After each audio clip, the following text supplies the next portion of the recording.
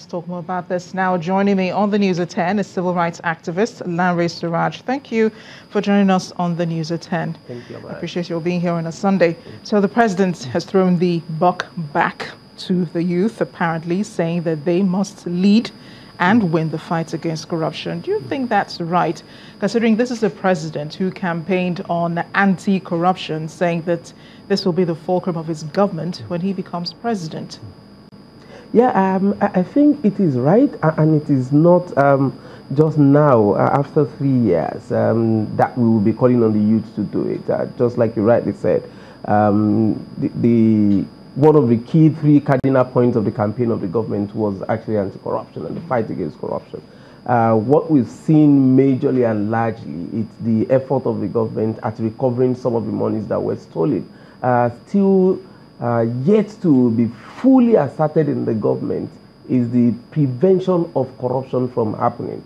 I will give you a very lucid example of that. The need to actually constitute the board of the National Council on Public Procurement, which is actually meant to prevent the corruption that is associated with procurement. And procurement presently constitutes about 70% of the cases of corruption in Nigeria. For more than 3 years of the government, we're yet to have that council constituted by the government.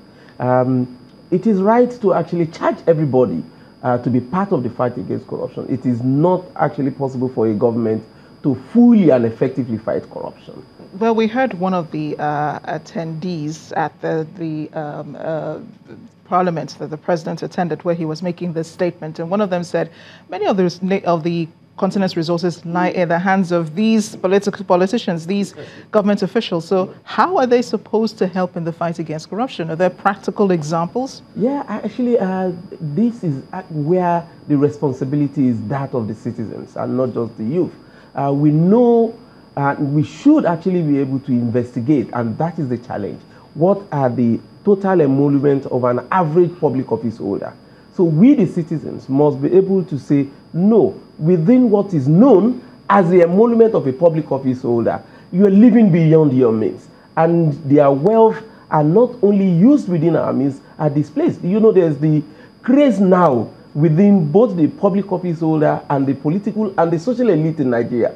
The weddings of their children are not conducted only in Nigeria. There's a phase in Nigeria, there's another phase in Dubai. And that is the craze and the trend going on now. But that's a personal choice. No, it's not a personal thing. So it's about, that's why I said, both for the public office. So it is important to check if someone who is in office as a public office holder is earning a particular amount of salary, is now engaged in this social life that is being celebrated by our social and cultural and even now religious institutions, are checked by the citizens to ensure that we make it difficult for those monies that we're saying are in the hands of the politician, for them to opulently spend it within the society. That opens up a whole other discussion when you want to talk about what public officers, and most times they don't even want to say, even when you demand that. Which is why we must demand it. Well, demanding is one thing, yes. Then saying it is another. But the NBA has also spoken about what it calls selective war on so-called corrupt individuals, and they're saying that the war against corruption should not be selective, it should not be discriminatory.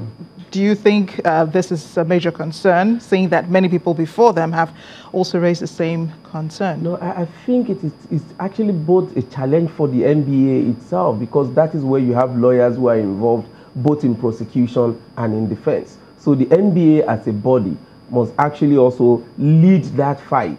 The major thing that is crucial is that we don't want a situation where innocent people are falsely alleged. But when you talk about selection of who, are you saying selecting between people who are found to actually allegedly be corrupt?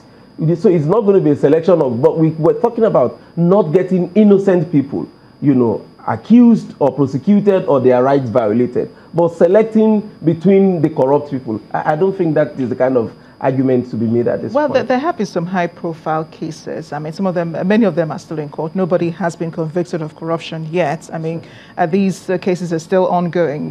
Does that suggest that, you know, the government is winning the fight against corruption? We just launched what we call 100 high-profile corruption cases to mark the Anti-Corruption Day today. And some of these cases actually started as far back as 2001, 2005. And it is actually in Nigeria that you have many of these corruption cases going that far. And that is why I said the challenge goes to the NBA. Those who are usually responsible are the lawyers who goes to court to plead all manners of delay, which is now the trend, to delay prosecution such that the prosecution would not be concluded in time. So for every flimsy reasons, they would go to Supreme Court and come back. So that is why you see that quite a number of the high political office holders are involved and the cases are protracted. Well, we can talk from today till tomorrow. The most important thing is a change of orientation for everyone. Very crucial. Thanks a lot, Mr. Larry Suraj, for joining us on the news at 10.